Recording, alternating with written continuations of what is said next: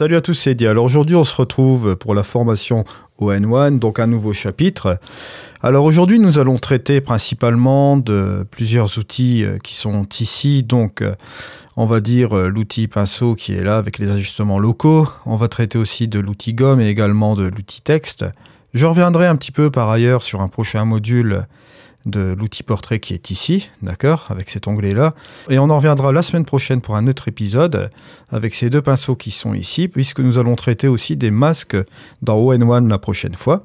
Mais pour aujourd'hui, donc, je vous ai dit qu'on allait traiter de ces outils qui étaient sur les côtés, mais aussi également des détails, correction d'objectifs et outils transformés. Donc on va commencer tout de suite cette petite formation, ce petit tutoriel-là, juste maintenant. Alors vous êtes prêts? Allez, c'est parti. Alors pour commencer, bon, moi j'ai choisi le profil de caméra plat qui est ici. Et ce que je vais faire, c'est utiliser par exemple l'auto, juste un peu là, pour regarder un petit peu ce qu'il me donne au niveau du développement. Bon, on peut un petit peu constater ici que c'est pas trop mal au niveau des contrastes. Bon, il colle un petit peu au niveau de l'histogramme. On pourrait revenir un peu très bien sur cet histogramme-là. Je pense que c'est pas mal comme ça. Ce que je vais faire, c'est peut-être jouer, allez, disons que, on va dire, sur la brume, peut-être pour faire revenir un peu plus de détails au niveau des nuages, juste un peu comme ça, voilà. Voilà, juste un petit peu là, bon, c'est très bien comme ça.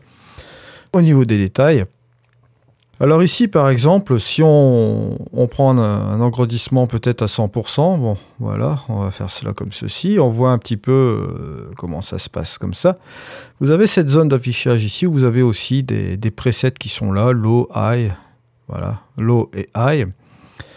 Et ce que vous pouvez faire, c'est monter forcément cette zone d'affûtage, et vous allez voir que ça va se faire de manière, on va dire, très discrète au niveau de votre image. Si je reviens un peu en arrière, vous allez voir, hop, on voit un petit peu cette zone qui est un petit peu moins élevée au niveau de la zone de netteté. Et si je le mets à 100, vous voyez, même à 100, on a, je ne sais pas si vous allez voir avec la compression Facebook, la zone de netteté qui se met en avant, mais de manière, on va dire, discrète, on va dire un petit peu plus naturelle. Je trouve vraiment ça fort au niveau de ON1, c'est que cette zone d'affûtage-là est vraiment bien faite. Ensuite, on a le seuil ici, c'est-à-dire le seuil, et là, cette fois-ci, c'est un seuil de protection, c'est-à-dire que là, bon, on a à fond au niveau de la protection, mais vous pouvez très bien utiliser un seuil de protection. Bien évidemment, là, si vous le mettez à 50, vous ne verrez pas vraiment grand-chose au niveau de la différence, au niveau de l'affûtage.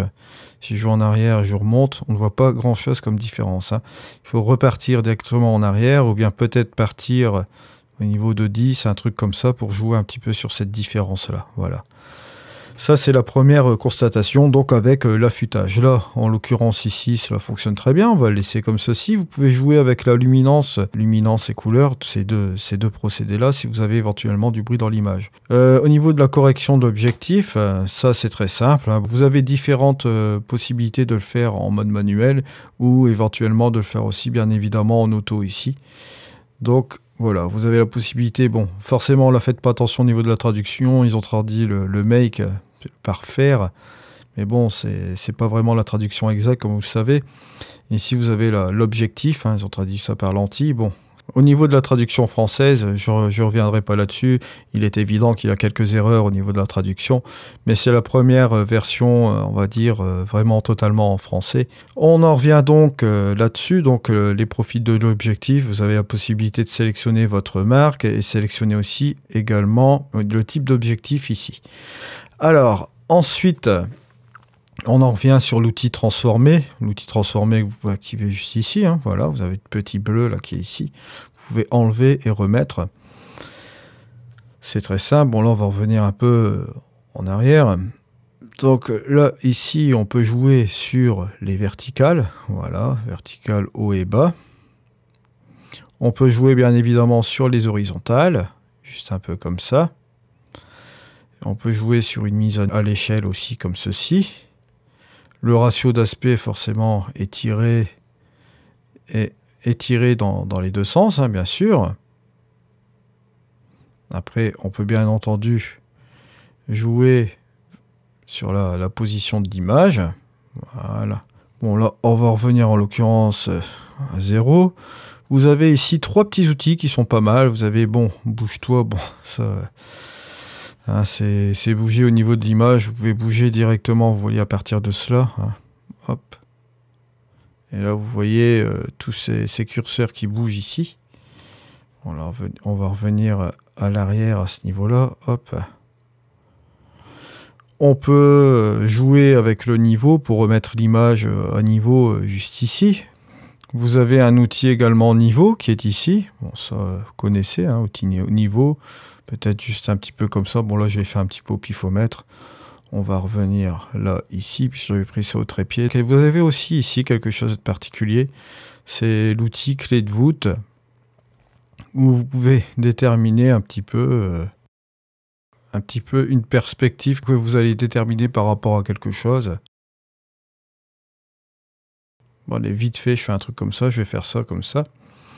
Et là, je vais faire appliquer au milieu, et vous voyez, il va faire quelque chose par rapport à ce cadre-là. Vous voyez, il va recadrer l'image à ce niveau-là. Bon, ici, j'ai pas vraiment fait attention avec les perspectives comme ceci, parce que bon, cette clé de voûte-là aussi, bien évidemment, on peut, hop, jouer là-dessus comme ça. Je vais faire appliquer, hop. Il va ramener un peu l'image comme ceci, vous voyez. Si on prend la patience de regarder un petit peu par rapport aux perspectives, cette clé de voûte-là est très très pratique si vous voulez jouer par exemple avec, comment dire ça, je vais revenir en arrière là, ici. Si vous voulez jouer avec des photos d'architecture, ça peut être très très pratique. Vous voyez un petit peu le principe, donc la clé de voûte, si vous avez une photo d'architecture, ça peut marcher très bien, voilà. Après avoir vu toutes ces fonctions assez rapidement, on va aller directement ici là dans la fonction texte. Fonction texte, bon alors là c'est très simple, je vais vous montrer un petit peu ici comment ça marche. Par exemple, ça peut être pratique pour marquer vos images. Bon, je vais mettre exemple texte. Une fois que vous avez copié ça, ce que vous pouvez faire, c'est déterminer aussi la taille du cadre qui est ici. Voilà, juste un peu comme ça. Hop, on peut revenir aussi à l'intérieur. On peut très bien passer ici en avant, puis le mettre sur le côté, voilà, juste un peu là. Vous pouvez aussi jouer sur sa taille, vous l'aurez compris, hein. Bon là je vais le laisser un peu comme ceci. Vous pouvez jouer sur sa couleur. Hop, la roue des couleurs, par exemple ici en rouge. On peut le mettre en bold, en gras, caractère gras, on peut le mettre en italique. On peut le souligner aussi également. Vous pouvez jouer aussi avec la syntaxe du texte. Vous pouvez à l'intérieur du cadre soit le mettre au milieu, bon sur le côté comme je vous l'ai montré là, et soit en partant par la gauche ou la droite. Voilà. Vous avez aussi également différentes fonctions ici, comme l'espacement de caractères, bon, les interlignes, l'opacité aussi du texte, par exemple. C'est un peu comme ça, et vous avez même le remplissage de couleurs qui est ici dans le cadre, par exemple. Voilà, et hop, vous pouvez même sélectionner une fonte différente. Ça peut être pratique ouais, pour ajouter à votre image, effectivement, quand vous voulez faire quelque chose, faire un watermark par exemple, c'est très pratique. Voilà, donc c'est cet outil-là qu'il faut utiliser. Bon, là, en l'occurrence, ici, je vais le supprimer. Hop, voilà. On va voir aussi également tout de suite, c'est l'outil gomme. Vous avez ici 3 types d'outils d'effacement. Le premier, bon, bah, ça, c'est le premier traditionnel qu'on va retrouver un petit peu partout. Bon, on va grossir ça, par exemple, voilà. Il va faire son petit calcul. Voilà, ça nous donne un petit peu ce résultat-là. Pas trop mal. Commande Z pour effacer l'opération. Ensuite, vous avez le deuxième qui est ici. C'est un pinceau de retouche avec une taille. Bon, vous avez la taille ici, 150. Vous pouvez jouer aussi notamment sur l'opacité. Là, ça va être un petit peu plus au niveau de la brosse. Bon, si par exemple... ça, c'est plus pratique au niveau des portraits, si vous voulez enlever des boutons, etc. Par contre, on a ici l'outil tampon. L'outil tampon, bon, vous connaissez un petit peu le principe. Hein. Vous allez appuyer sur Alt, par exemple. Alt, vous allez prendre cette partie-là de l'image et hop. Bon, là, ça va coller cette partie-ci, quoi. Hein. Voilà. Vous pouvez aussi également jouer avec l'opacité qui est ici. Bon là, notamment, je vais essayer de prendre, allez, admettons ceci, hop, je fais un clic là-dessus. Et là, hop, on va essayer de reproduire cette partie-là, ici. Voilà, bon, forcément, là, ça fait 2 marches. Mais bon, vous voyez un petit peu le principe, hein. Vous jouez aussi avec l'opacité si vous voulez pas ramener un petit peu trop de détails, là, un peu comme ceci. C'est les outils que vous pouvez retrouver dans n'importe quel logiciel de post-production. C'est à peu près la même chose, à part la gomme magique qui fait quand même bien son travail quand vous effacez les choses. Là, je vous donne ici vraiment un titre d'exemple pour faire cette chose-là. Je vais aller ici dans maintenant l'outil pinceau au niveau local, ajustement. Donc vous voyez ici, soit je quitte l'onglet développer, je clique sur local, ça va automatiquement me sélectionner cette partie qui est ici, voilà. Et ça va nous faire apparaître cette petite barre, voilà. Et donc on arrive sur les ajustements donc locaux. On a 2 possibilités ici d'appliquer les outils locaux. Donc ici par brosse, je vais vous montrer tout de suite comment cela fonctionne. Alors ici, par définition, vous avez un calque noir qui est appliqué juste à côté des ajustements. Bon, calque noir qui veut dire qu'il n'y a rien qui se passe au niveau de l'ajustement. Vous avez plusieurs presets. Lighten, bon là ça n'a pas été traduit par contre en l'occurrence, c'est comment dire ça, on va dire qu'on va rajouter un petit peu d'exposition sur notre image. Darken, ça va être l'inverse. On va un petit peu enlever d'exposition sur notre image, mais de manière locale, parce que là, on emploie ceci avec l'outil brosse. On va ajouter un petit peu de vibrance au niveau de notre image, les couleurs qui ne sont pas saturées, de manière locale. Là, du détail, on va ajuster des micro-contrastes dans notre image avec la structure. Et vous avez l'outil plus aussi, où vous allez reprendre tous les autres presets. Le HDR Look, par exemple, vous voyez, ça va pousser un petit peu plus davantage au niveau des ajustements locaux que vous pouvez retrouver ici. Et là, effectivement, vous avez aussi d'autres choses, hein, comme les yeux ici, Magic Eye Fixer. C'est pour ajouter un petit peu plus de détails aussi au niveau des yeux. Je reviendrai plus tard avec des traitements sur ON1 et on traitera un petit peu davantage sur ces ajustements locaux-là. Là, je vais prendre par exemple le Lighten. Vous pouvez jouer aussi avec une température, teinte, saturation, vibrance qui est ici, vous voyez. Vous pouvez tous ajuster manuellement ou bien utiliser tous ces presets. Voilà. En ce qui concerne peindre la couleur, je reviendrai la semaine prochaine avec les outils masques dans le détail. Là, on va vraiment survoler ces ajustements locaux qui sont ici. Là, à savoir qu'on a un calque ici qui est noir sur notre image, donc ce qui veut dire qu'il n'y a rien de tout cela qui est appliqué. Donc on va utiliser le mode ici, vous avez peindre et peindre in. Le peindre in, vous allez avoir le plus qui va apparaître, donc vous allez utiliser cet effet sur ce calque. Donc par exemple ici, si je veux rajouter un peu d'exposition sur le fond, bon là c'est assez grossier, parce que bon, la chose est faite de manière grossière. Vous voyez ici qu'au niveau de mon masque là, tout le blanc qui est activé juste là, simplement c'est ce que j'applique ici sur notre image. Bon. Voilà, ici, on va prendre le peindre ordinaire, donc c'est le moins. Vous avez 2 choses, vous pouvez enlever ce que vous avez peint, là, juste un peu comme ça. Et là, on va revenir un petit peu en arrière de ce qu'on aurait justement utilisé sur notre photo. Et là, vous voyez, on retrouve notre masque qui est complètement noir ici, où nous n'avons pas affecté d'effet. Voilà, ça, faut le savoir. C'est à cela que servent ces 2 types de pinceaux. Vous pouvez enlever de l'effet ou en mettre. Bon voilà, là je vais revenir un petit peu là-dessus. On va jouer sur la vibrance. Je vais peut-être rajouter un petit peu de vibrance ici, vous voyez, de manière locale. Voilà, peut-être un petit peu au niveau de mon bateau, là, juste un peu comme ça. Hop. Là, vous voyez bien que ce curseur vibrance là, on peut même l'accentuer. On pourrait même jouer sur la saturation. On voit bien où est-ce qu'on a joué là-dessus, quoi. Bon là, forcément, je l'ai fait de manière, on va dire, je vais faire un double clic comme ceci pour revenir en arrière. J'ai fait de manière exagérée pour que vous puissiez voir, cliquer là-dessus. Vous voyez, en matière normale ici, on peut jouer un petit peu avec cette vibrance-là. Ça peut être intéressant. Bon, voilà. Ça, c'est fait de manière aléatoire, hein. C'est fait sur un masque comme ceci. Alors pareil, hein, si vous voulez effacer ce que vous avez fait, vous pouvez revenir en arrière avec le moins qui est ici, voilà. Vous pouvez enlever ces parties-là avec le moins qui est ici. Hein, vous voyez, vous pouvez même jouer là-dessus, vous le voyez là. Si vous cliquez doublement sur cette partie-là, vous pouvez afficher votre masque. Mais aujourd'hui, ce n'est pas l'objectif, hein. Je ne rentre pas dans les détails, pas du tout, parce que, en fait, bon là, je vais réinitialiser par exemple. Vous voyez, on peut enlever tout ce qu'on avait mis à l'intérieur grâce à cette fonction-là. Hop, voilà, je vais revenir à l'arrière. Ne vous préoccupez pas de ce que je vous montre ici, parce que je vais rentrer vraiment dans le détail de ces ajustements, on va dire la semaine prochaine, au niveau du masquage. Aujourd'hui, on appréhende simplement les ajustements locaux, mais on va dire de manière simplifiée pour rentrer dans les manières avancées avec les techniques de masquage. Ça, j'y tiens, parce que bon, les techniques de masquage, ça, c'est particulier, et c'est pour ça que je vais couvrir un module complet la semaine prochaine. Voilà. Alors ici, pareil, hein, vous avez aussi cette partie-là. Ne vous préoccupez pas de ça. On revient aussi là-dessus la semaine prochaine. Donc, là, vous avez juste à côté une petite icône. Voilà.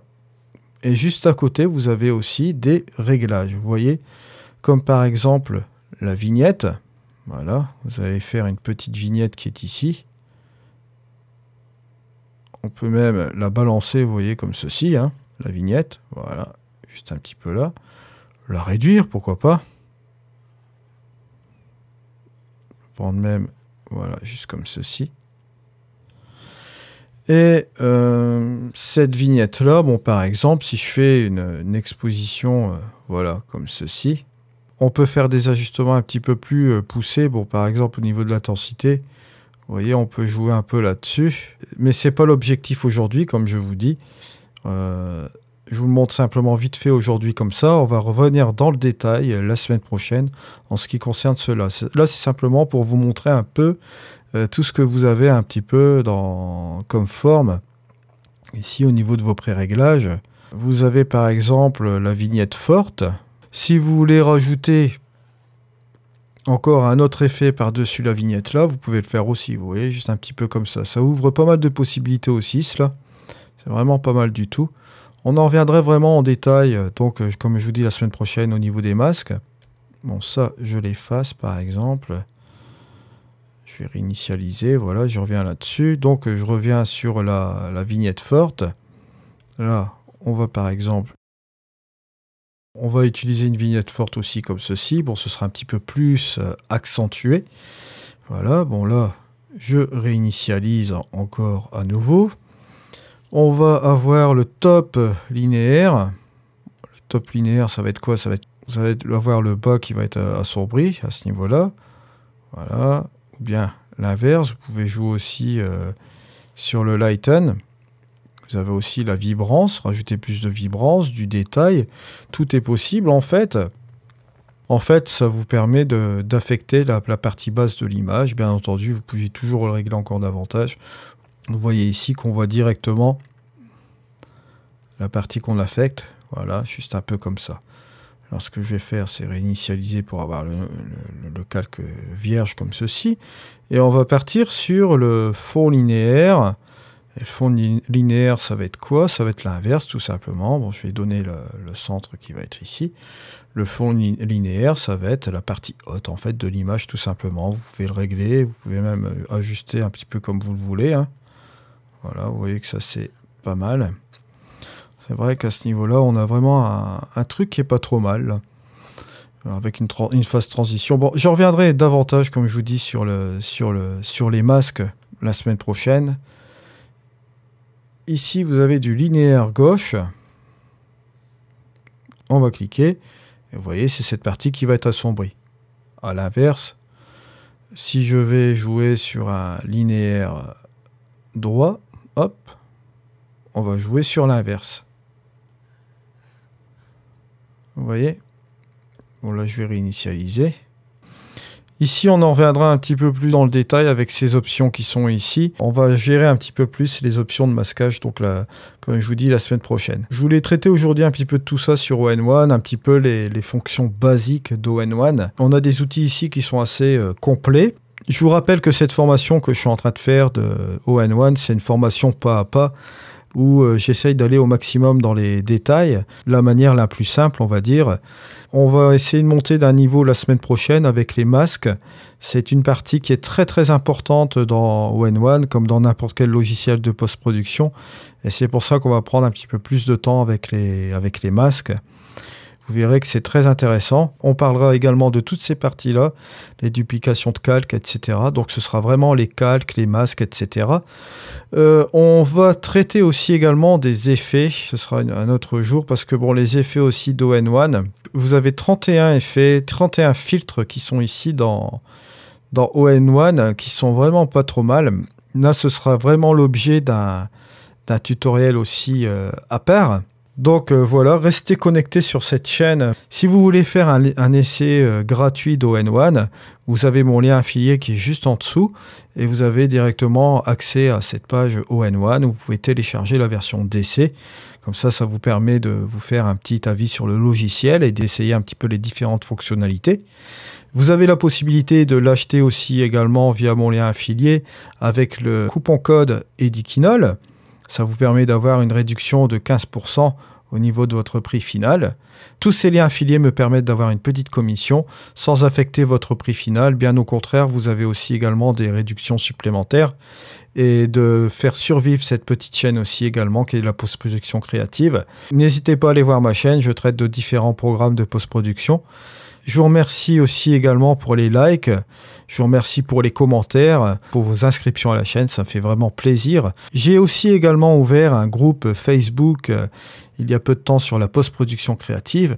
N'hésitez pas à vous inscrire dans ce groupe, c'est un groupe qui est vraiment convivial avec des gens vraiment charmants. Donc voilà, je vous remercie et je vous retrouve donc demain pour une nouvelle vidéo. Là, cette fois-ci, ce sera une vidéo Luminar 4 et on se retrouvera dès la semaine prochaine pour la suite de la formation sur ON1. Je vous remercie.